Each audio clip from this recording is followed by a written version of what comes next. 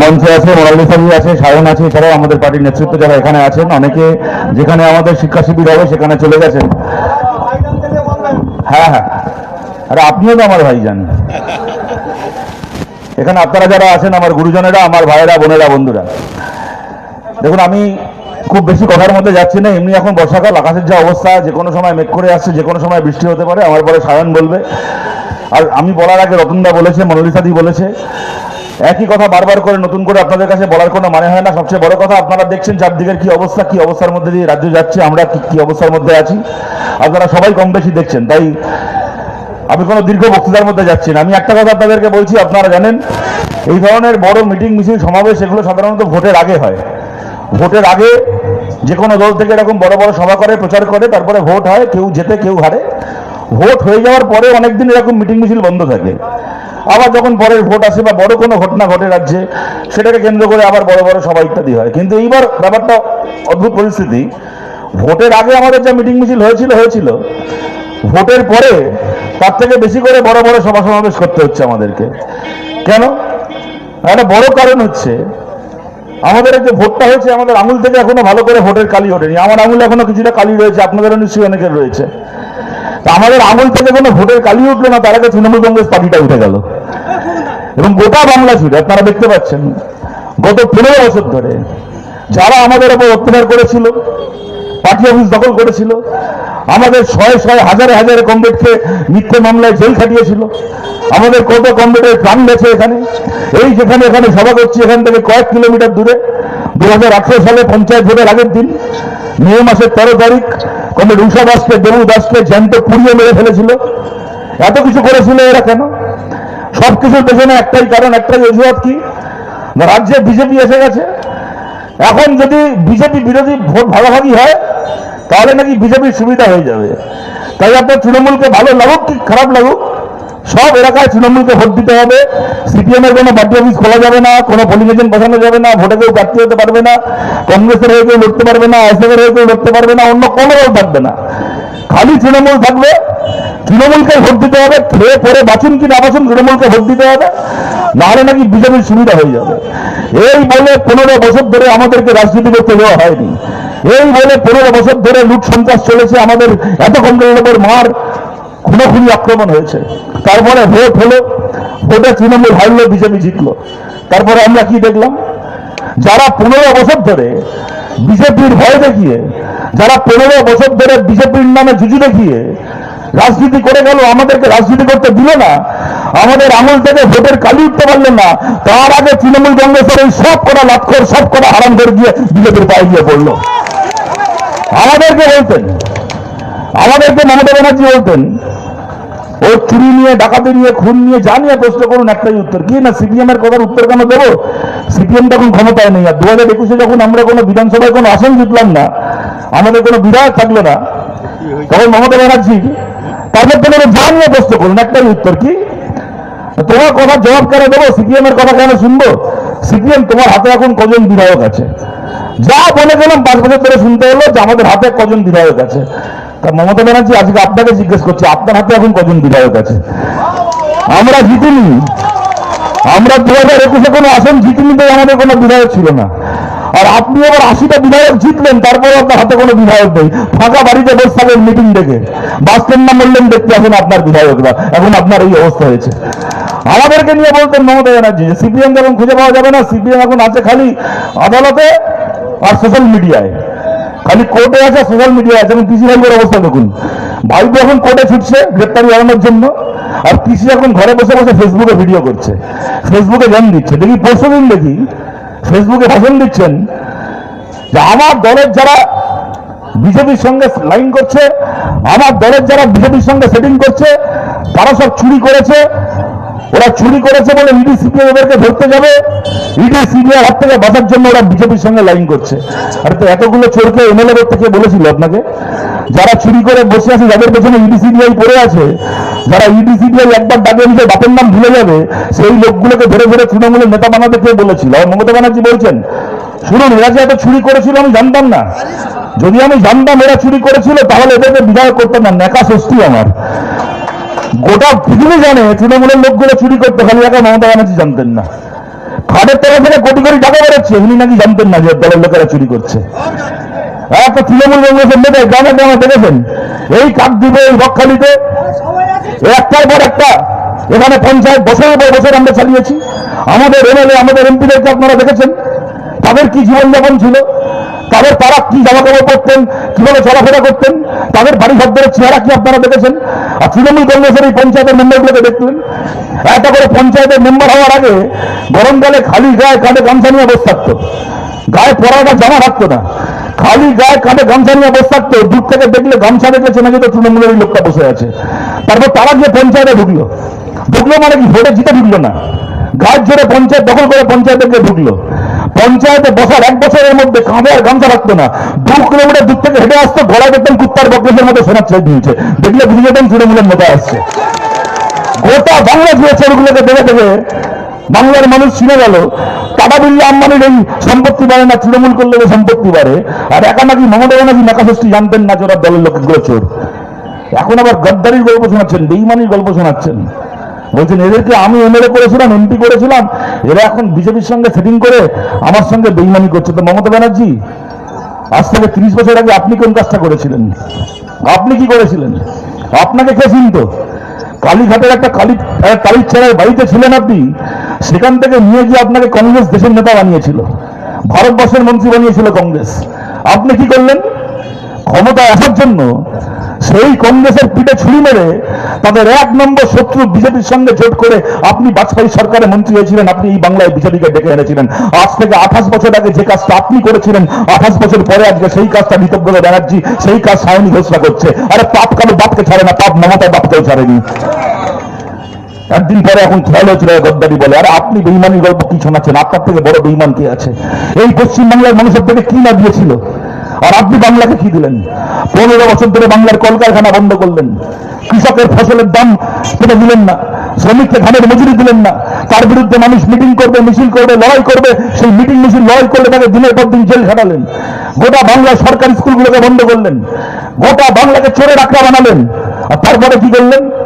আমরা 34 বছর সরকার চালিয়েছিলাম, তারপরে যেদিন চলে গেছিলাম সরকার থেকে, আর কিছু করতে পারি কি না পারি, রাজ্যটাকে বিজেপি মুক্ত রাজ্য করে গেছিলাম। মাথা উঁচু করে বলতে পারি, গর্ব করে বলতে পারি, ক্ষমতা থেকে চলে গেছিলাম একদিন, কিন্তু এই রাজ্যে একটা বিজেপির এমএলএ রেখে যায়নি, বিজেপি মুক্ত পশ্চিমবাংলা করে গেছিলাম। আর আপনি মমতা ব্যানার্জি কি করলেন? 15 বছর সরকার চালানোর পরে যখন গেলেন, রাজ্যটাকে বিজেপি সরকার তৈরি করে দিয়ে গেলেন এই রাজ্যে। আপনার থেকে বড় বেইমান, আপনার থেকে বড় নেমহারাম কে জন্মেছে বাংলায় আজ অব্দি? আপনাদেরকে বলছি, তৃণমূল চলে গেছে মানে, আমরা তৃণমূলের চোর নেতা নই যে তৃণমূল চলে গেছে বলে হঠাৎ করে শুভেন্দু অধিকারীকে ভালো লাগতে শুরু করে দেবে, তৃণমূল চলে গেছে বলে হঠাৎ করে বিজেপির প্রশংসা করতে শুরু করে দেবো। আমরা কমিউনিস্ট পার্টি করি, মাথা উঁচু করে বলছি, আমরা তৃণমূল হেরে গেছে বলে খুশি, কিন্তু বিজেপি জিতেছে বলে আমরা খুশি নই। আমরা চাইনি তৃণমূল হেরে গিয়ে রাজ্যে বিজেপি সরকার আসুক। বিজেপি সরকার এসছে, যা করার ছিল তাই করেছে। ওরা সরকারে এসে প্রথম সিদ্ধান্ত নিল কি, যে বুলডোজার নিয়ে লোকের বাড়ি ভাঙবে। ওরাও জানতো যেখানে আমি বুলডোজার নিয়ে লোকের বাড়ি ভাঙতে যাব, তৃণমূলকে আমি কিনে নিয়েছি, তৃণমূলের নেতাগুলো এখন জেলে যাওয়ার ভয় আমাদের পায়ে এসে পড়ছে। মানে এই নয় যে সিপিএমকে কিনে নিয়েছি, যেখানে বুলডোজার নিয়ে যাব 80টা এমএলএ যেটা তৃণমূল থাকবে না, কিন্তু একটা এমএলএ পাবো সিপিআইএম সেখানে মুখে দাঁড়াবে। আর ঠিক তাই হয়েছে। আর সেটা জানতো বলে কি করলো, গোটা বাংলায় এত জায়গা থাকতে প্রথম বুলডোজার নিয়ে গেল কসবাই তপসিয়ায়। কেন না জানে? তপসিয়া মুসলমান এলাকা, ওখানে সংখ্যালঘু মুসলমান মানুষ বসবাস করে। যেই ওখানে যাবে বুলডোজার নিয়ে বাড়ি ভাঙতে, অমনি সিপিএম আসবে এটাকে আটকাতে। আর যেই সিপিএম আসবে, ওই ছবি দেখিয়ে বলতে পারবো যে দেখো সিপিএম মোল্লাদের পার্টি মুসলমানের দালালি করে, ও ঠিক মুসলমানদেরকে বাঁচানোর জন্য চলে এসছে। ঠিক সেই রাজনীতি করলো। ওরা আনলো বুলডোজার, আমরা গিয়ে আটকালাম, সেই ছবি দেখিয়ে প্রচার করলো যে সিপিএম তপসিয়ায় মুসলমানের দালালি করছে। কি হলো? আমরা চিরকাল বলে এসেছিলাম যে পার্টি মানুষের শত্রু, সে হিন্দুরা শত্রু, মুসলমানেরও শত্রু। আমরা ভুল বলিনি। রাত পোয়াতে পারলো না, একটা রাত পোয়াতে পারলো না, তার আগে তপসিয়ার এই বুলডোজার চলে গেল শিয়ালদা স্টেশনে হিন্দু হকারদের দোকান ভাঙতে। সেখান থেকে সেই বুলডোজার চলে গেল হাওড়া থেকে শুরু করে, কোচবিহার থেকে শুরু করে, বর্ধমান থেকে শুরু করে গোটা বাংলা জুড়ে হিন্দু হকারদের দোকান, রেলের ধারে, রেলের লাইনের ধারে যে ঝুপড়িতে, যে বস্তিতে হিন্দু গরিব মানুষ বসবাস করেন, সেই বাড়িগুলোকে ভাঙতে। গোটা বাংলা জুড়ে তাণ্ডব চললো, গোটা বাংলা জুড়ে তাণ্ডব চলছে বুলডোজারের। এই বলার আগে মনোবিষদীরা বলার সময় বলছিল লক্ষ্মীর ভান্ডারের কথা, ভোটের আগে বলেছিল আমরা যদি জিতে ক্ষমতায় আসি, সরকার তৈরি করি, ঘরে ঘরে 3,000 টাকা করে গিয়ে দিয়ে আসবো, 3,000 টাকার প্রকল্প করবো। ওদের রাজনীতি দেখলেন, ভোটের আগে 3,000, ভোটের পরে বুলডোজার। যাকে 3,000 টাকা বলেছিল তাকে বুলডোজার পাঠিয়ে দিল তার বাড়িতে। হাবড়াতে যেদিন ওরা ঘরগুলোকে ভেঙেছিল, গরিব মানুষ, সবাই তপশিলি নমশূদ্র মানুষ, গোটা এলাকা তপশিলি জাতির মানুষের বসবাস, উৎপাস্ত মানুষ, ওপার বাংলা থেকে আসা রিফিউজি পরিবারের বসবাস, বাড়ি বাড়ি গিয়ে ভোটের আগে বলে এসেছিল। আবার সেই ভিডিও এখন যে হাবড়ার ওখানকার এমএলএ হয়েছে, দেখি তার ভিডিও ভোটের আগে ওই বাড়ি গিয়ে সেই উদ্বাস্তু পরিবারের কাছে গিয়ে, ঝুপড়িবাসী বস্তিবাসী নমশূদ্র পরিবারগুলোর কাছে গিয়ে বলছিল, আহা তোমার কি কষ্ট গো, মাথার উপর প্লাস্টিকের ছাদ, এত কষ্ট করে এই বর্ষাকাল আসছে, প্লাস্টিকের ছাদে থাকবে কি করে, আমাদেরকে ভোট দাও, তোমাকে আর প্লাস্টিকের ছাদের তলায় থাকতে হবে না। সে মানুষগুলো ভেবেছিলেন বোধহয় এনাকে ভোট দিলে মাথার উপর প্লাস্টিকের ছাদের বদলে পাকা ছাদ হয়ে যাবে, অন্তত পক্ষে টালির ছাদ হয়ে যাবে। ভোটে দিলেন, ভোটে জিতলো, ও বাবা, কথার আসল মানে তারপর বোঝা গেল। বলেছিলেন তোমাকে আর প্লাস্টিকের ছাদে থাকতে হবে না, ভোটের পরে মাথার উপর আর প্লাস্টিকের ছাদটাকেও রাখলেন না, প্লাস্টিকের ছাদ থেকে সরিয়ে দিয়ে ঘরটাকে ভেঙে দিয়ে রাস্তায় বসিয়ে দিলেন। বললেন তুমি অবৈধ বসবাসকারী, অবৈধ দখলদার, তুমি রাস্তায় থাকো। ভোটের আগে স্লোগান দিয়েছিল, জন্ম যদি হিন্দু কুলে ভোট দেবো পদ্ম ফুলে, যদি হিন্দু হয়ে থাকো তাহলে পদ্ম ফুলে ভোট দিতে হবে। আর ভোটের পরে, ভোটের আগে যে হিন্দু ছিল, ভোটের পরে সে হয়ে গেল অবৈধ দোকানদার, অবৈধ দখলদার, রাস্তায় বসে আছে। ওই এলাকায় যেদিন ওরা উচ্ছেদ করেছিল, পরের দিন থেকে ওখানে আমরা আমাদের পার্টি থেকে ওখানে শ্রমজীবী ক্যান্টিন চালাচ্ছিলাম আমাদের পার্টি অফিসে। স্টেশনের বাইরে আমাদের পার্টি অফিসটা গত 1 মাস ধরে ওরা আমাদের পার্টি অফিস ছিল না, ওটা হয়ে গেছে এলাকার মানুষের খাওয়া পড়ার ঠিকানা। আমাদের কমরেডরা টাকা সংগ্রহ করে প্রত্যেক দিন দুবেলা ওখানে রান্না করে গোটা এলাকার উচ্ছেদ হওয়া মানুষকে দুপুরের বেলা রাত্রিবেলা খাওয়াচ্ছিল। ওখানকার গরিব মানুষ, খেটে খাওয়া মানুষ, ওখানকার গরিব হিন্দু মানুষ, যাদের কাছে গিয়ে ধর্মের নামে ভোট চেয়ে এসেছিল, ভোট নিয়েছিল বিজেপি, সেই সমস্ত মানুষ লাইন দিয়ে দাঁড়িয়ে ওখানে খাচ্ছিলেন। আজকে একটু আগে বুলডোজার দিয়ে সেই পার্টি অফিসটাকে পর্যন্ত ভেঙে দিয়েছে। কেন না, ওই পার্টি অফিসে কেন ওই গরিব মানুষগুলোকে খাওয়ানো হচ্ছিল। খালি মানুষগুলোর ভাতের থালা থেকে ভাত কেড়ে নিয়ে শান্তি হয়নি, অন্য কেউ সেই মানুষকে খাওয়াচ্ছে বলে সেই পার্টি অফিসটাকে ভেঙে ফেললো। যেন তেন প্রকারে মানুষগুলোকে মারতে হবে, যেন তেন প্রকারে পোকামাকড়ের মতো মানুষগুলোকে মেরে শেষ করতে হবে, যাতে মাইলের পর মাইল ফাঁকা জমি তৈরি করা যায়, আর সেই ফাঁকা জমিগুলোকে আদানি আম্বানির হাতে তুলে দেওয়া যায়। কিন্তু আমরা বলছি, এই পার্টি অফিস ভাঙা 15 বছরে আমরা অনেক দেখেছি। 15 বছর ধরে তৃণমূল আমাদের অনেক পার্টি অফিস ভেঙেছে। আমাদের যে কটা পার্টি অফিস তৃণমূল ভেঙেছিল, আমাদের প্রত্যেকটা পার্টি অফিস আবার তৈরি হয়েছে। কিন্তু আজকে তৃণমূলের পার্টি অফিস নয়, গোটা পার্টিটাই ভেঙে গেছে, কোনোদিন এই পার্টি আর তৈরি হবে না যারা আজকে আমাদের পার্টি অফিস ভাঙছে। 1 মাসে শীত পালায়নি, 2 মাসেও শীত পালাবে না যারা আজকে আমাদের পার্টি অফিস ভাঙছে। তাদের এই ভবিষ্যৎ দেখার জন্য আর কেউ থাকুক কি না থাকুক, এই বাংলায় আমরা থাকবো। আইনের গুন্ডা দমন আইনের ভয় দেখাচ্ছে, বলছে নাকি নতুন আইন আনছে গুন্ডা দমন আইন। বিজেপি নাকি গুন্ডা দমন আইন আনছে। বলুন, এরা এমন পার্টি যারা নেতাজি সুভাষচন্দ্র বোসকে গুন্ডা বলে আর গোপাল পাঠাকে বিপ্লবী বলে, তারা আনছে গুন্ডা দমন আইন। বোঝাই যাচ্ছে আইন কাদের জন্য আনছে। ওই আইনের ব্যাখ্যা না ব্যাখ্যা, কি ভালো কি খারাপ, এখানে সায়ন আছে, ও নিজে আইনজীবী, আমার থেকে অনেক ভালো বলতে পারবে। আমি সেই প্রসঙ্গে যাচ্ছি না, আমি খালি আপনাদেরকে একটা কথা বলছি, ওই যে গুন্ডা দমন আইন দেখে আমাদেরকে কি দেখাচ্ছে, মিথ্যে মামলায় জেল খাটাবে। এই তো মিথ্যে মামলায় আমরা কে না জেল খেটেছি গত 15 বছরে। আমাদের কি জেল খাটার অভাব হয়েছিল গত 15 বছরে? আপনি কি জেলের ভয় দেখাচ্ছেন শুভেন্দু অধিকারী? শুনুন, আমাদের তৃণমূলের মতো চুরি করে, ডাকাতি করে, লোকের জমি দখল করে, অন্যের পুকুর ভরাট করে, সরকারি জমি দখল করে, বিল্ডিং বানিয়ে, দর্শন করে, শ্লীলতাহানি করে আমাদের জেলে যাওয়ার ভয় নেই। তার মানে এই নয় যে আমরা জেলে যেতে পারি না। এই নতুন আইন হোক কি পুরনো যে কোনো আইনে হোক, গ্রেপ্তার আমরা হতে পারি, জেলে আমরা যেতে পারি, আমরাও জানি। কিন্তু এইটুকু বলে রাখছি, যেদিন জেলে যাব যদি এই নতুন আইনে 1 বছরের জন্য বিনা বিচারে জেলে যেতে হয়, তাহলেও জানবেন যেদিন জেলে যাব মাথা নিচু করে যাব না, মাথা উঁচু করে হাসতে হাসতে জেলে যাব। আর যেদিন জেল থেকে বেরোবো, জেল থেকে বেরিয়ে নিজের বাড়ি যাব না, আবার যেখানে বুলডোজার চলবে বুলডোজারের সামনে গিয়ে দাঁড়াবো। ওইটা করার জন্য আমরা লাল পতাকা নিয়েছি, ওটা করার জন্যই আমরা কমিউনিস্ট পার্টি করি। আপনি আমাদের আইনের ভয় দেখাচ্ছেন। মমতা ব্যানার্জি দেখিয়েছিলেন 15 বছর ধরে, কামদুনি থেকে শুরু করে, পার্কস্ট্রিট থেকে শুরু করে আরজি কর, আচ্ছা কামদুনি থেকে শুরু করে, পার্কস্ট্রিট থেকে শুরু করে আরজি কর, মমতা ব্যানার্জি দেখিয়েছিলেন। কোথাও যদি ধর্ষণ হয়, কোথাও যদি ধর্ষণের ঘটনা ঘটে, ধর্ষকদেরকে গ্রেপ্তার করার আগে প্রতিবাদীদেরকে গ্রেপ্তার করতে হবে। কামদুনিতে তাই করেছিলেন, আরজি করে তাই করেছিলেন, কসবা ল কলেজের ঘটনায় তাই করেছিলেন, বড়াইপুরের ঘটনায় আবার দেখলেন লায়েক আলী আমাদের পার্টির নেতা, লায়েককে গ্রেপ্তার করেছে একটার পর একটা কেস সাজিয়ে, 27টা মিথ্যে ধারায় কেস দিয়ে লায়েককে জেলে ঢুকিয়েছে। আমরা বলছি শুভেন্দু অধিকারী 27টা কেন, আপনি 27,000 সেকশন, 27,000টা কেস দিন লায়েকের নামে।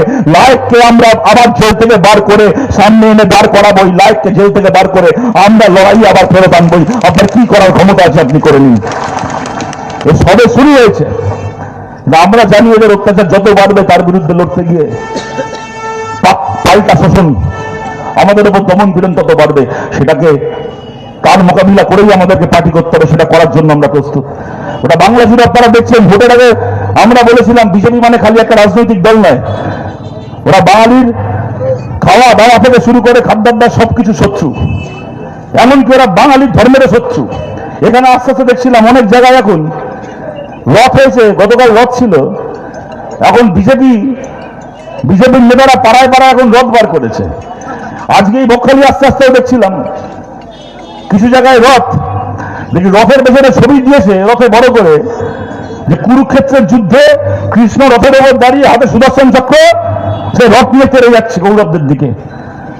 আরে ভাই, কে পাগলগুলোকে বোঝাবে আমাদের এখানে রথটা জগন্নাথের রথ, এটা কুরুক্ষেত্রের যুদ্ধের রথ নয়। কে পাগল ছাগলগুলোকে বোঝাবে? এটা হচ্ছে এদের ধর্ম। এই রথে করে জগন্নাথ, বলরাম, সুভদ্রা মাসির বাড়ি পিসির বাড়ি যায়। এই রথে কোনো যুদ্ধ নেই, এই রথে কোনো আক্রমণ নেই, এই রথে কারো গলা কাটা নেই, এই রথে কোনো বিদ্বেষ নেই, কোনো হামলাবাজি নেই, এখানে ভালোবাসা আছে। জগন্নাথকে, বলরামকে, সুভদ্রাকে সন্তান স্নেহ, একজন মাসি পিসি যেরকম ভাবে নিজের সন্তান তুল্যদেরকে স্নেহ করে, সন্তান তুল্য, এখানে ঈশ্বরকে সন্তান তুল্য ভেবে পুজো করা হয়, তাকে ভালোবাসা হয়, আদর করা হয়। আর সেই রথে ওরা সুদর্শন চক্র বসিয়ে দিয়েছে। যে খালি ধর্ম পালন করলে হবে না, আমার ধর্ম মানে খালি ভালোবাসা প্রেম নয়, আমার ধর্ম মানে তোমার গলা কাটা, ওটা কেমন, তুই ভয় পাবে আমার দূর থেকে আমার রথ দেখে, এমন রথ আমি চালু করবো। এটা হচ্ছে এদের রাজনীতি। আমরা বলেছিলাম এরা আসবে মানে ছলে বলে কৌশলে, যেরকম উত্তর ভারতে আছে নিরামিষ খেতে হবে, গোটা শ্রাবণ মাসে কোথাও আমিষ বিক্রি হবে না, পুজো আচ্ছার দিনে কেউ আমিষ খেতে পারবে না, কোথাও তার মন্দিরের ত্রিসীমানায় মাছ মাংসের দোকান থাকতে পারবে না, সেই নিয়ম চালু করবে, মানুষের খাবার থেকে আমিষ বাদ দেবে। তখন এরা বলেছিল কি, দেখি ওদের এমএলএ তখন যারা প্রার্থী ছিল বড় বড় মাছ নিয়ে প্রচার করছে, বলছে না না বিজেপিকে ভোট দিলে আমি সবার ভয় নেই, তো আমরা মাছ নিয়ে প্রচার করছি। আবার এক প্রার্থী দেখি বসে বটিতে করে মাছ কাটছে, আবার দেখাচ্ছে সে কত বড় মাছ ভক্ত। ভোটে জিতলো, সরকার তৈরি করলো, দেখি বিধানসভায় ঘোষণা করছে তাপস রায়, বিধায়কদের শপথ নেওয়া হয়ে গেছে, এবার আপনাদের জন্য দুপুরে খাবার ব্যবস্থা হয়েছে বিধানসভায় সরকারের পক্ষ থেকে, কি না মাছ ভাত। ভয়াগুলো লজ্জা করে না? পাবলিকের ট্যাক্সের টাকায় এমএলএ গুলো বসে বসে মাছ ভাত খাবে, আর আমাদের বাড়ির ছোট ছোট বাচ্চাগুলো স্কুলে গিয়ে মিড ডে মিল খাবে, সেই বাচ্চাগুলোর খাবারের থালা থেকে এরা ইসকনকে মিড ডে মিল দেওয়ার নামে মাছ কেড়ে নিল, ডিম কেড়ে নিল। কলকাতা দিয়ে শুরু করেছে, এখন ঘোষণা করেছে গোটা বাংলা জুড়ে নাকি মিড ডে মিল দেবে ইসকন, মানে গোটা বাংলা জুড়ে কোনো বাচ্চার থালায় আর ডিম পড়বে না। বাড়ির ঘর থেকে ছেলে মেয়েগুলো স্কুলে পড়তে চায়, কোনো বাচ্চার থালায় আর আমিষ পড়বে না। একটা বড়লোক বাড়ির ছেলে মেয়ের কি আছে, তাকে স্কুলে গিয়ে আমিষ খেতে হয় না, তার বাড়িতে সপ্তাহে 7 দিন আমিষ রান্না হয়। কিন্তু এরকম অনেক পরিবার আছে যে পরিবারের ছেলে মেয়ে স্কুলে যায় মানে মিড ডে মিলের ওই সপ্তাহে 2 দিন কি 3 দিন দিনটাই তার একমাত্র আমিষ খাবার। যদি কখনো একদিন মাছ হয়, ওইটুকু তার মাছ খাওয়ার সৌভাগ্য হয়। এরকম অনেক গরিব পরিবার রয়েছে, বাচ্চাগুলো খাবার থেকে আমিষ চলে গেল। তার থেকে বড় কথা, এই বাংলা জুড়ে 2.5 লক্ষ মিড ডে মিল শ্রমিক, আমাদের 2.5 লক্ষ মা, আমাদের 2.5 লক্ষ দিদিরা বোনেরা যারা মিড ডে মিল শ্রমিক মিড ডে মিলের কাজ করেন, 12 মাস বছরে কাজ, এমনি মাইনে পান 9 মাস 10 মাসের, যখন স্কুল ছুটি থাকে মজুরি পান না, 3 মাস 4 মাসের মাইনে একবারে পান, ওই কটা সামান্য টাকা মাইনে গোটা বাংলা জুড়ে 2.5 লক্ষ আমাদের মা বোনের চাকরি চলে গেল, কাজ চলে গেল, মিড ডে মিল শ্রমিকের মজুরি বন্ধ হয়ে গেল। এগুলোকে আমরা দাঁড়িয়ে দাঁড়িয়ে মেনে নেবো? এগুলোকে আমরা দাঁড়িয়ে দাঁড়িয়ে দেখবো? আর এগুলোর প্রতিবাদ করলে ওরা আমাদেরকে গুন্ডা দমন আইনে জেলে ভরানোর হুমকি দেবে। দরকার হলে জেলে যেতে হলে জেলে যাব, মাথা উঁচু করে হাসতে হাসতে যাবো, তবু এই মামার বাড়ির আবদার সহ্য করা যাবে না বাংলায়। এর বিরুদ্ধে যে লড়াই করার, এই লড়াই আমাদেরকে লড়তে হবে, একসঙ্গে সবাই মিলে লড়তে হবে। আমার কথাগুলো আপনাদের কাছে শেষ করছি দুটো কথা বলে। প্রথম কথা, আমরা অত্যন্ত খুশি, অনেক মানুষ এখানে এসে নতুন করে আমাদের পার্টিতে যুক্ত হচ্ছেন, এখানে বলে নয় গোটা বাংলা জুড়ে হচ্ছে। আজকে অনেকে যুক্ত হলেন, যুক্ত হওয়ার জন্য আরো অনেকে এসেছেন। দেখুন, এইটা হওয়ারই কথা, কারণ আমরা জানি যারা তৃণমূল করেছেন সবাই যে তৃণমূলকে খুব ভালোবেসে করেছেন এমন নয়, অনেককে বাধ্য হয়ে করতে হয়েছে। এলাকায় আর কোনো পার্টি নেই, হ্যাঁ চাপে করতে হয়েছে অনেককে, এলাকায় আর কোনো দল নেই সেই জন্য করতে হয়েছে। অনেককে এরকম অনেক ভয় দেখানো হয়েছিল যে তৃণমূলের মিটিং মিছিলে না গেলে তোমার বাড়ি তৈরির টাকা পাবে না, তোমার বইয়ের লক্ষ্মীর ভান্ডার বন্ধ হবে, তোমার মেয়ে স্কুলে কন্যাশ্রী পাবে না, তোমার এই হবে না সেই হবে না, সরকারি প্রকল্প থেকে নাম কাটা যাবে, রেশন কার্ড বাতিল হয়ে যাবে, জব কার্ড হবে না, এরকম চাপ দেওয়া হয়েছিল। ভয় ভক্তিতে অনেককে করতে হয়েছে। তাদের সবাইকে বলছি, যা হওয়ার হয়ে গেছে, কিন্তু আমরা জানি এই মানুষেরা কেউ খারাপ মানুষ নন, তারাও তৃণমূলের পাপের, তৃণমূলের যে অপরাধ তার ফলে তারাও বিরক্ত ছিলেন, তারা সবাই আমাদের সঙ্গে যুক্ত হচ্ছেন, আমরা অত্যন্ত খুশি। আমরা তবে সবাইকে বলছি, আমাদের লড়াই তৃণমূলের কতগুলো চোর নেতার বিরুদ্ধে, কোনো সাধারণ কর্মীর বিরুদ্ধে নয়। আপনারা সবাই মিলে আসুন, আমরা সবাই মিলে একসঙ্গে লড়াই করব, আরো শক্তিশালী কমিউনিস্ট পার্টি এবং আরো উন্নত পশ্চিমবাংলা আমরা একসঙ্গে তৈরি করব। তার পাশাপাশি এরকমও অনেক আছেন, আমরা জানি হয়তো একটু দূরে আছেন তারা এখনো পর্যন্ত, কিন্তু এমন অনেক মানুষ আছেন এই সমস্ত এলাকায় যারা হয়তো গত 6 মাস 1 বছর বিজেপিও করেছেন, এইসব এলাকায় করেছেন। তার কারণটা হচ্ছে, যত বিধানসভা ভোট এগিয়ে এসেছিল তাদের মনে হয়েছিল তৃণমূলের অত্যাচার নেওয়া যাচ্ছে না, তৃণমূলকে যদি তাড়াতে হয় বিজেপিকে দিয়ে তাড়াতে হবে। বিজেপি জিতেছে, কেউ কেউ বিজেপি করেছিলেন, বিজেপিকে সমর্থন করেছিলেন, কিন্তু তারা তাদের পরিবার বহু পুরনো বামপন্থী পরিবার। আমি তাদের কাছেও বলছি, আজকে বিজেপি চেহারা দেখছেন, জেতার পরে বললো দুপুর 12টার পরে কেউ আমাদের দলে আসতে নেব না, বিকেল 4টা মে দুপুর 12টার পরে বিজেপি জিতছে বলে অনেকে বিজেপি হচ্ছে, এদেরকে আমরা দলে নেব না। পরে দেখলেন বিকেল 5টার সময় বিজেপিতে ঢুকলো, সন্ধ্যে 7টায় তৃণমূলের লোকগুলো এমপি হয়ে গেল। তাও দেখলেন আপনারা, বিজেপিও কোন দিকে যাচ্ছে আপনারা সবাই বুঝতে পারছেন। তাই তৃণমূলকে হারানো ছিল, হারানো হয়ে গেছে, কিন্তু আমাদের পরিবার, আমাদের পুরনো পার্টি পরিবার, আমাদের সমর্থক, আমাদের ভাই বোন যারা আছেন, যারা খালি একবার তৃণমূলকে হারাবেন বলে অন্য কোনো দলে গেছিলেন, তাদের কাছে আমরা খোলা মনে আবেদন করছি, নিজের পার্টির কাছে ফিরুন, নিজের পার্টির সঙ্গে আসুন, একসঙ্গে আমাদেরকে এখন সামনে অনেক পথ চলতে হবে। যারা পঞ্চায়েত চালাচ্ছেন, মাথার ওপরে এখন আর মমতা বন্দ্যোপাধ্যায় নেই, তৃণমূল কংগ্রেসের এমপি এমএলএ গুলো সমস্ত এদেরকে পথ বসিয়ে চলে গেছে। বহু পঞ্চায়েত গোটা বাংলা জুড়ে আমাদের সঙ্গে যুক্ত হচ্ছে, আরো অনেকে যুক্ত হতে চাইছেন, সবাইকে স্বাগত। কিন্তু একটাই কথা, পঞ্চায়েত চালিয়েছেন এতদিন তৃণমূলের হয়ে, কিভাবে চালিয়েছেন জানি না। যদি ভাবেন যে সিপিআইএমের নামে পঞ্চায়েত তৈরি করে চুরি করবেন, সিপিআইএমের নামে পঞ্চায়েত তৈরি করে কাটমানি খাবেন, ওই সমস্ত হচ্ছে না। যদি সিপিআইএম করার থাকে, বামপন্থী পঞ্চায়েত চালক থাকে, একটা নয়া পয়সা নিজের পকেটে ভরা যাবে না। জনগণের উন্নয়নের প্রত্যেকটা নয়া পয়সায় জনগণের জন্য কাজ করতে হবে, দরকার হলে পকেট থেকে পয়সা দিয়ে মানুষের জন্য কাজ করতে হবে, কিন্তু কাজ করার নামে একটা পয়সা নিজের পকেটে ভরা যাবে না। ওইটা জেনে যিনি আমাদের সঙ্গে আসতে চান, তার জন্য আমাদের পার্টি অফিসের দরজা খোলা, তাদের সবাইকে আবেদন করছি আমাদের সঙ্গে আসুন। আমার কথাকে আমি শেষ করছি আপনাদের কাছে এইটা বলে, দেখুন এরকম একটা কথা এখন শোনা যায়, দেখবেন চারদিকে, যে সামনের লোকসভা ভোটে বিজেপি হারবে, চারদিকে যা বিজেপি সমালোচনা হচ্ছে, ছাত্রছাত্রীরা রেগে গেছে, দেশ জুড়ে পরীক্ষার পেপার লিক হচ্ছে, জিনিসপত্রের দাম বাড়ছে, এত অসুবিধা হচ্ছে। কিন্তু একটা ব্যাপার কি, বিজেপি সমস্ত সিস্টেমকে নিজের পকেটে ভরে রেখে দিয়েছে। তাই যদি ব্যালটে ভোট হয়, যদি ব্যালট পেপারে কাগজে ভোট হয়, তাহলে বিজেপি হয়ে যাবে, যদি পঞ্চায়েতের মতো সিস্টেমে ভোট হয়। কিন্তু যদি মেশিনে ভোট হয়, তাহলে বিজেপিকে হারানো যাবে না। বিজেপি ইভিএম টিভিএম সমস্ত এমন ম্যানেজ করে রেখে দিয়েছে, ইলেকশন কমিশনকে এমন পকেটে ভরে রেখে দিয়েছে। আপনাদের বলছি, আজ থেকে 2-3 মাস আগে এই কথা আমরা তৃণমূলকে নিয়েও ভাবতাম, তৃণমূল বোধহয় এমন ভাবে সব সিস্টেম পকেটে ভরে রেখেছে, তৃণমূলকে হারানো যাবে না। দেখলাম তো, যখন গণেশ উল্টায় তখন সব উল্টায়। তখন বলছি আপনাদেরকে, ভাববেন না যে সব সিস্টেম আজকে বিজেপির পকেটে আছে। আপনাদেরকে একটা উদাহরণ দিচ্ছি, ধরুন এই যে রেলের যেখানে উচ্ছেদ হচ্ছে, যেখানে উচ্ছেদ হচ্ছে আমরা চলে যাচ্ছি, আটকাচ্ছি, কোথাও আটকাতে পারছি, হয়তো কিছু জায়গায় আটকাতে পারছি না, কিন্তু চলে আমরা যাচ্ছি। কোনো জায়গায় আপনারা দেখেছেন আমরা ফাঁকা মাঠ পাচ্ছে না। মাঝরাত্রি বেলা হোক, যখন হোক, ওরা বস্তি উচ্ছেদ করতে যাচ্ছে, গরিবের দোকান ভাঙতে যাচ্ছে, লাল পতাকা নিয়ে। আমাদের পার্টির 10-15 জন নয়, 200 জন 300 জন নয়, কয়েক হাজার কমপ্লিট জড়ো হয়ে থাকছে। এটা কি করে হচ্ছে? আমরা আগে থেকে কি করে জানছি যে কখন কোথায় উচ্ছেদ হবে? আমাদের তো জানার কথা নয়। উচ্ছেদ তো এরকম ভাবে আগে থেকে বলে করে হয় না। উচ্ছেদের নোটিশ আপনারা অনেকে দেখেছেন, নোটিশ দিয়ে দেয় যে অমুক তারিখ অবধি সময় দেওয়া হলো, তার মধ্যে সব দোকান ওখান থেকে সরিয়ে নাও, তার মধ্যে তোমার বাড়ি ভেঙে দাও, যদি ভাঙো দোকান সরাও, ঠিক আছে, নাহলে তারপরে যে কোনো সময় আমরা ভেঙে দেবো। কিন্তু তাহলে কবে? ধরুন আমি বললাম যে সামনের 20 তারিখের পরে নোটিশ আছে যে এখানে সব দোকান ভেঙে দেওয়া হবে। 20 পরে সেটা 21-এ ভাঙা হবে, না 25-এ, না পরের মাসে ভাঙা হবে, এটা তো বলা থাকে না। সকাল 10টায় ভাঙতে যাবে, নাকি দুপুর 12টায়, না বিকেল 4টায়, না সন্ধ্যে 8টায়, না রাত 2টায়, সে তো বলা থাকে না। তাহলে আমরা কি করে আগে থেকে জেনে যাচ্ছি? ওদের লক্ষ্যই থাকে কিছু না বলে হঠাৎ করে চলে যাবে, বুলডোজার নিয়ে, পুলিশ নিয়ে নামবে, ভাঙবে, 10 মিনিটের মধ্যে ভেঙে বেরিয়ে যাবে, যাতে লোক জড়ো হতে না পারে, বিক্ষোভ দেখাতে না পারে। এটাই ওদের পরিকল্পনা থাকে। তারপরও আমরা যাচ্ছি, তার কারণটা হচ্ছে রেলের ভেতর থেকে, কেন্দ্রের সরকারের দপ্তর থেকে, ভেতর থেকে আমাদেরকে এই খবর দেওয়া হচ্ছে। বড় বড় অফিসাররা, রেলের অফিসার হতে পারেন, আরপিএফ অফিসার হতে পারেন, পুলিশের অফিসার হতে পারেন, অফিসাররা আমাদেরকে গোপনে ফোন করে বলছে যে শুনুন, আমরা যাচ্ছি ওখানে উচ্ছেদ করতে, ভাঙতে, সরকারি চাকরি করি, ওপর থেকে নির্দেশ এসছে, নির্দেশ পালন করতে হবে, আমাদেরকে যেতে হবে। কিন্তু আপনাদেরকে বলছি, মন থেকে যেতে চাই না, মন থেকে কাজ করতে চাই না। আমার নিজেরও একটা পরিবার আছে, আমি একটা সরকারি চাকরি করে আমার পরিবারের পেট চালাচ্ছি, আর একজন মানুষ হয়তো একটা দোকান চালিয়ে নিজের পরিবারকে টানছে।